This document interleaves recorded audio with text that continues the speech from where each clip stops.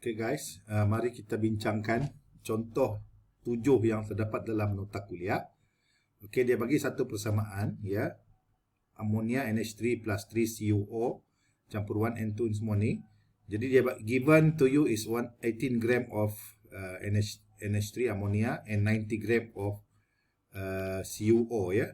Jadi seperti yang saya telah maklumkan bahawa you must balance the equation, ya. After you balance the equation, you will get number in front of the molecule ni, ya. So for reactant and product. So the number here we call it stoichiometric number, ya. This is what we call a stoichiometric number, ya. Number here.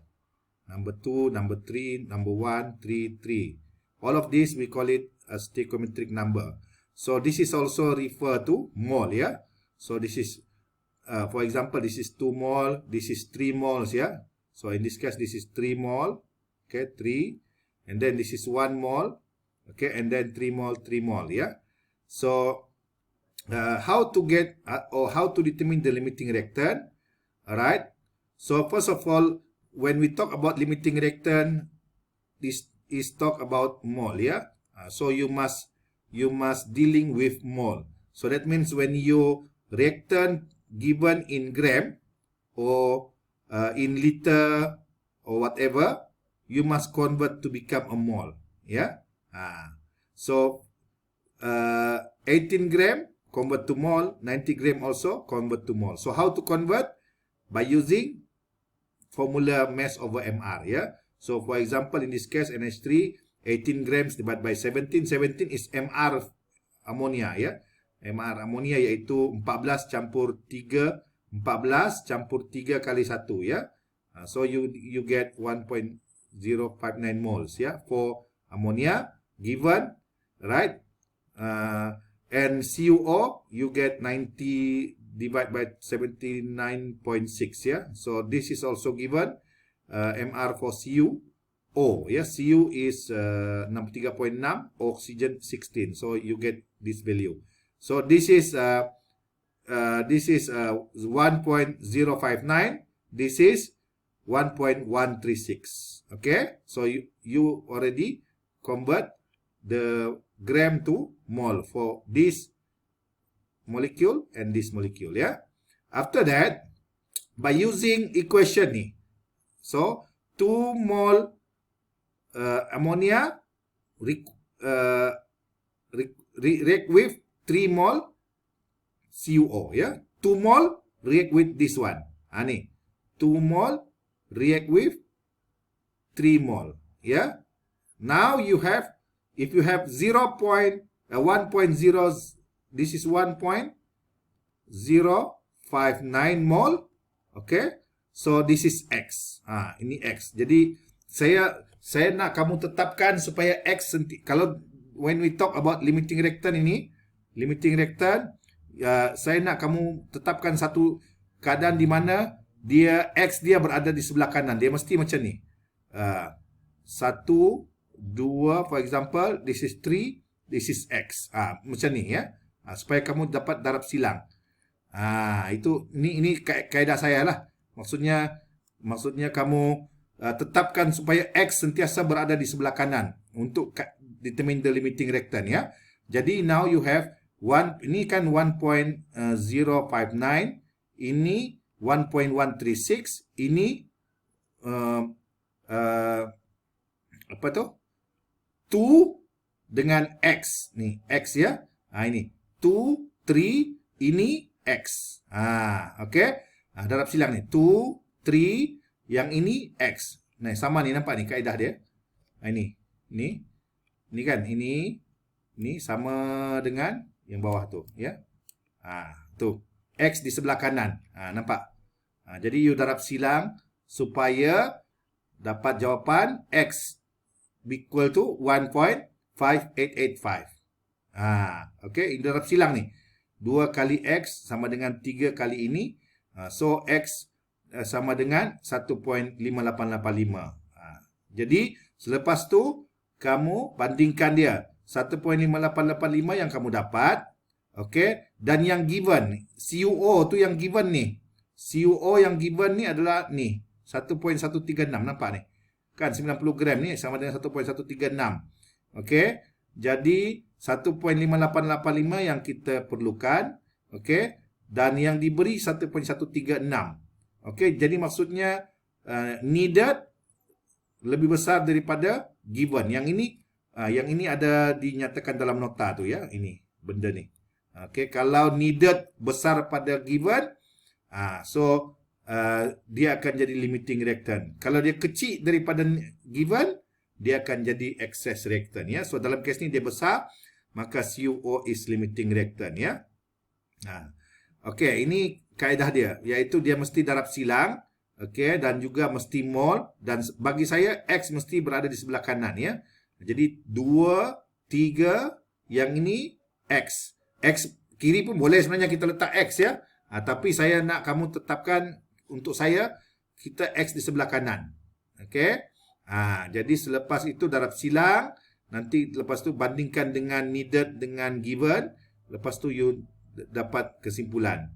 Okey, dia ada cara cepat dia. Saya ada satu kaedah lagi, iaitu kaedah yang lebih cepat untuk determine the limiting reactant. Ini dia. Kalau kamu tengok, kita diberikan equation 2 dengan 3. Kan? Ni. 2NH3 dengan 3CuO. Kan? Nampak tu? Okey. 2NH3 dengan 3CuO. First of all, you must determine the mole for every reactant here. Okay, NH3 kita telah kira tadi 1.059, CuO pun kita telah kira 1.136. Alright, and then you divide every moles with stoichiometric number. Okay, so for example in this case 2NH3, that means you divide by 2. For here 3, so divide by 3. So after you divide with the stoichiometric number, you will get this value. As you can see, according to this value, this is the smallest value compared to this one ya. So oleh kerana dia lebih kecil, maka CuO ini adalah limiting reactant ya. Dia because this is the value of this value is belong to CuO. This value belong to NH3. Okay? So this is another example how to determine the limiting reactant ya. However, if you write down this method during final exam, you will get only half of the mark mark yang markah penuh lah, separuh saja. Kenapa? Kerana kaedah ini tidak menunjukkan method ini. Ini darab silang ya. Okey, kerana darab silang ini memberikan markah separuh lagi markah daripada limiting reactant tu adalah datang daripada kaedah darab silang ya. Jadi siapa guna kaedah ini, dia dapat separuh saja. Kalau ada markah dia 4, dapat 2 saja. Kalau markah 3, dapat 1,5 macam tu ya. Jadi bukan saya tidak menggalakkan kamu guna kaedah ini, alright? Kerana dia tidak dapat markah penuh, tetapi dia satu kaedah yang memang sangat mudah untuk kamu check balance lah. Check, orang kata imbang ya. Kamu dah dapat, contohnya kalau saya kan, saya sudah kira jawapan ni semua. Okey, lepas tu saya bandingkan, saya dapat limiting reactant. Lepas tu saya buat perbandingan dengan kaedah cara cepat ni, ada tak sama ya. So dalam kes ni CuO is limiting reactant, di sini pun CuO limiting reactant. Yes. Jadi siapa, kalau macam kamu dah blur sangat kan, tak boleh buat kaedah ni, buatlah kaedah ni. Tak apalah dapat separuh ya. Tapi kaedah ni saya gunakan untuk check and balance lah. Orang kata check and balance ya. Kalau kita dah dapat kaedah ni, kita buat sekali lagi. Senang je kan, tekan calculator terus dapat jawapan kan. Tapi jangan, untuk final exam ini separuh je markah dia ya. Alright. Next, dia suruh kira what is the mass of N2 ya, ini. Jadi kalau kamu tengok persamaan ini, kita dah tahu this is limiting, right? This is limiting ya, CuO ini. Jadi untuk produk, dia mesti buat persamaan serentak dengan persamaan dengan limiting ya. Because kita tahu bahawa limiting will determine product. Okay. yang saya bagi tahu yang contoh dengan cheese dengan roti burger tu kan. Kalau cheese dia 3, roti burger dia 9, that means produk dia adalah 3 biji burger saja yang dia boleh hasilkan ya.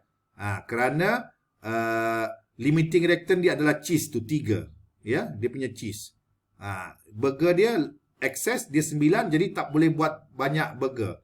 Hanya buat 3 saja. Jadi maksudnya dalam kes ini limiting reactant yang bertindak sebagai cheese itu, jadi dia tidak banyak ya. Dia limiting, dia yang akan menjadi menentukan nilai produk yang dihasilkan. Jadi kita kena buat persamaan ini stoichiometric dengan always with limiting ya. Mesti sentiasa dengan limiting ya. Jadi kalau nak kira ini pun mass ini pun sama juga. Mesti buat CuO dengan Cu. Kalau nak soalan minta mass ini pun sama. Mesti CuO dengan ini ya. Jadi tak boleh dengan yang amonia ni because amonia adalah excess ya. So the product is always determined by limiting reactant ya. Jadi kalau kamu tengok kira di sini kita ada 3 mol Cu dengan 1, 3 dengan 1 ni nampak? 3 dengan 1. Jadi ini kita dah kira 1.136 tadi kan? Ini 90 gram ni 1.136 kan? Lepas tu dapat X. Alright. Kira X darab silang dapat nilai 0.377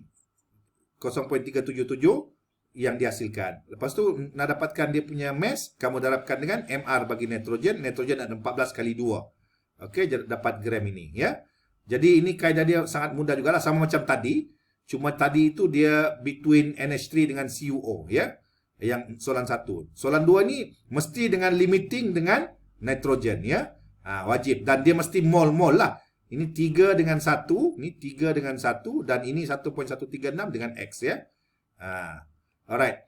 Yang ketiga, okey, yang ketiga kalau kamu tengok dia suruh kira what is the mass of excess reactant kan. Dua benda ni akan bertindak balas ya, CuO dengan NH3. Nanti yang ini akan, since this is limiting, maka dia akan habis. Oleh kerana dia habis, maka ini ada yang berlebihan ya. Macam tadi kalau cheese dia 9, burger dia 9, cheese dia 3. Jadi cheese tu akan habis 3, balance dia adalah 6 ya. Tapi dia tak boleh ya, seperti saya kata, seperti untuk konsep ini, you tak boleh buat simple macam tu. Dia tak boleh buat macam kita tahu ini mass dia tadi, mol dia ni, ini pun kita dah kira tadi, ini 90 gram tadi kan. Ini yang 18 gram. Tak boleh tolak, simply tolak ini, tolak ni. Ini macam saya sekolah menengah dulu, ataupun saya masa belajar dulu, saya sentiasa tolak ni. Salah tu. Jangan tolak between limit dengan excess. Tak boleh, salah. Okey, cara dia ialah kamu kena, orang kata kena buat darab silang juga ya. Iaitu between 2 dengan 3.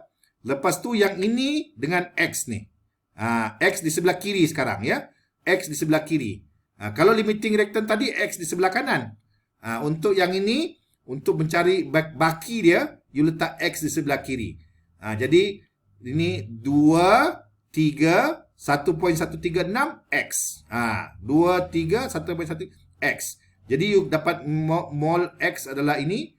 Lepas tu, baki dia, you tolakkan ni. Okay? 1.059 tadi ini. Okay? Tolak dengan yang kamu guna. Ya? 0.753 ini. Okay? Maka dapat yang ini. Okay? Dan seterusnya, mass NH3 balance adalah mol darab MR dia. NH3. MR NH3 adalah, ini MR NH3. Okay, NH3. Okay, N14. Hidrogen 1 kali 3 ya. Jadi 17. Dapatlah mass of NH3 remain ya. So ini kaedah dia. Dia tak, bukan macam ni ya. Jangan ambil ini, tolak ni terus. Salah. Dia sebenarnya kena buat juga perkadaran darab silang ya. Sama kaedah dia. Cuma X dia berada di sebelah excess lah. Iaitu di sebelah kiri ni. X dia kena letak di sebelah excess. Okay. X mesti sentiasa berada di kawasan excess. Okay. Saya harap kamu study semula. Lepas ni kita tengok example 7. 8 ya. Okay.